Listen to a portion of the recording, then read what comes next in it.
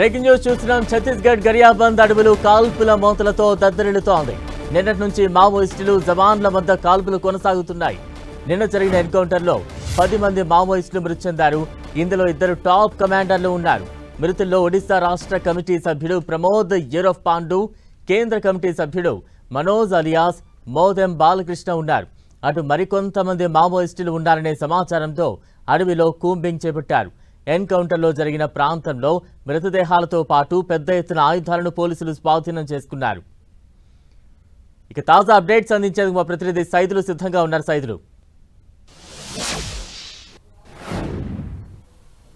Yes Balaram, Chhattisgarh Orissa సరిహద్దు ప్రాంతంగా ఉన్న గరియాబంద్ అటవీ ప్రాంతంలో నిన్న జరిగిన భారీ ఎన్కౌంటర్లో 10 మంది మావోయిస్టులు మృతి చెందారు. కీలకమైనటువంటి నేత సెంట్రల్ కమిటీ, ఒరిస్సా రాష్ట్ర కమిటీ సభ్యుడిగా ఉన్నటువంటి బాలకృష్ణ అలియాస్ మనోజ్ తో పాటు మరికొద్ది మంది కూడా మృతి చెందిన పరిస్థితి అవుతుంది. అయితే ఇప్పటికే బాలకృష్ణ అలియాస్ మనోజ్ పైన ₹1 రివార్డు కూడా ప్రభుత్వం ప్రకటించింది. ఇప్పటికే మృతదేహాలకు సంబంధించి కూడా పోలీసులు స్వాధీనం చేసుకున్నారు. నిన్నటి వరకు ఛత్తీస్గఢ్ అడవుల్లో తుపాకీ మోతల శబ్దంతో భీతిలిన ప్రజలు ఇప్పుడు ఒరిస్సా సరిహద్దు ప్రాంతంలో ప్రజలు భయాందోళనకు గురవుతున్న పరిస్థితి కనిపిస్తుంది. ఒకవైపు ఇప్పటికే ఎక్స్ వేదికగా కేంద్ర హోంమంత్రి అమిత్ షా కూడా ప్రకటన చేశారు.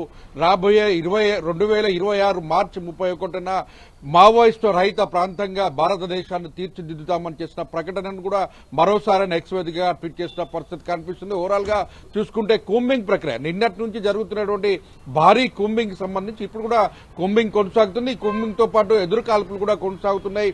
మరికొద్ది మంది కూడా గరియాబాద్ అటవీ ప్రాంతాల్లో పెద్ద ఎత్తున మావోయిస్టులు ఉన్నట్లుగా పోలీసులకు అందుతున్న సమాచారం అవుతుంది.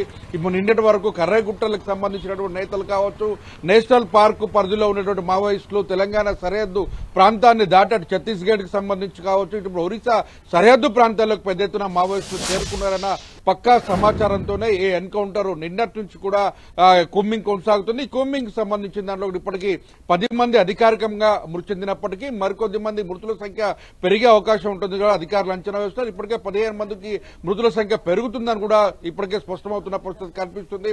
భారీ ఎత్తున ఆయుధాలను కూడా స్వాధీనం చేసుకున్నారు. అయితే ప్రధానంగా మందుగుండు సామాగ్రికి సంబంధించి కూడా కీలకంగా ఉన్నటువంటి ఇప్పటికి సెంట్రల్ కమిటీ కావచ్చు, అటు ఒరిస్సా రాష్ట్ర కమిటీకి సంబంధించిన కీలకమైన నేతలు మృతి చెందిన నేపథ్యం అయితే కనిపిస్తుంది. మరోపక్క ఇప్పటికే మావోయిస్టు పార్టీ అగ్రనేతలకు సంబంధించిన ఎన్నిక ప్రక్రియ కూడా కొనసాగిందని ఇంటెలిజెన్స్ వర్గాలు కూడా భావిస్తున్న పరిస్థితి కనిపిస్తుంది. ఓవరాల్ గా ఛత్తీస్గఢ్ ఒరిస్సా సరిహద్దు ప్రాంతం మాత్రం తుపాకుల శబ్దాలతో మారుమోగుతుందని చెప్పుకోవచ్చు. బలరాం, సైదులు, అంటే వరుస దాడుల్లో మనం చూస్తూ ఉన్న మావోయిస్టు కీలక నేతలు ఒక్కొక్కరుగా హతమవుతూ ఉన్నారు. ఇది నిజంగా ఆ మావోయిస్టు పార్టీకి ఎటువంటి ఎదురుదెబ్బగా భావించాలి?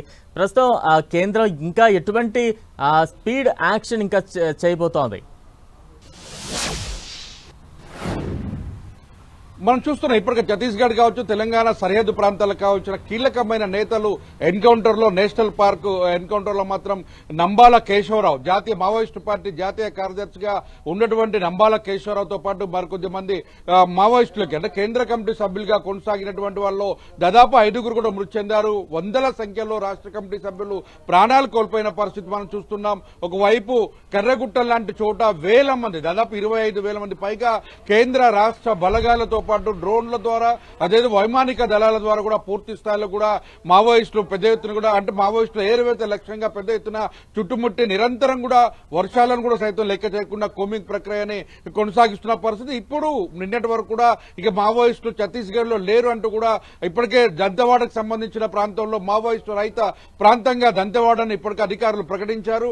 అదే దిశలో ఇప్పుడు ఛత్తీస్గఢ్ మొత్తం రాష్ట్రం మొత్తాన్ని కూడా మావోయిస్టు రహిత రాష్ట్రంగా ప్రకటించాలని కూడా భావిస్తున్న నేపథ్యంలో తెలంగాణకు సంబంధించినటువంటి నేతలు కావచ్చు, అటు ఒరిస్సా ఛత్తీస్గఢ్ కి సంబంధించిన మహారాష్ట్రకు సంబంధించినటువంటి నేతలు కావచ్చు, వీరందరూ కూడా పెద్ద ఎత్తున మట్టుపెట్టే ప్రయత్నంలో కేంద్ర ప్రభుత్వం స్పీడ్ గా యాక్షన్ తీసుకుంటుందని కూడా చెప్పుకోవచ్చు. ఇప్పటికే శాటిలైట్ మ్యాపింగ్ ద్వారా మావోయిస్టులు ఎక్కడెక్కడ ఉన్నారు, వారి స్థావరాలు ఏంటనే దాని మీద కూడా పూర్తి స్థాయిలో శాటిలైట్ మ్యాపింగ్ కావచ్చు, డ్రోన్ల ద్వారా కావచ్చు పెద్ద ఎత్తున కూడా వారు ఐడెంటిఫికేషన్ చేస్తున్నారు. కొరియర్ వ్యవస్థ ప్రధానంగా మావోయిస్టుల నుంచి కూడా ప్రాణాలను కాపాడుకోవడం కోసం కొరియర్ వ్యవస్థ పెద్ద ఎత్తున కూడా మా పోలీసులు వాడుకుంటున్న పరిస్థితి. దీనికి సంబంధించి కూడా పూర్తి స్థాయిలో కూడా జవాన్లకు టార్గెట్ చేస్తూ కూడా ఈ ఉపాధ్యాయులకు సంబంధించిన దాంట్లో కూడా పూర్తిగా కొరియర్లుగా ఉన్నటువంటి వారు కూడా అంతమొందిస్తున్న పరిస్థితి ఉంది. ఈ నేపథ్యంలోనే కొరియర్ వ్యవస్థ మావోయిస్టుల పతనం చాలా ప్రారంభమైంది. దీంతో ఒక్కసారిగా కేంద్ర బలగాల మొత్తం కూడా మోహరింపుతో ఒకసారి ఉక్కిరి బిక్కిరి అవుతున్న పరిస్థితి కనిపిస్తుంది. Right, thank you Saidulu.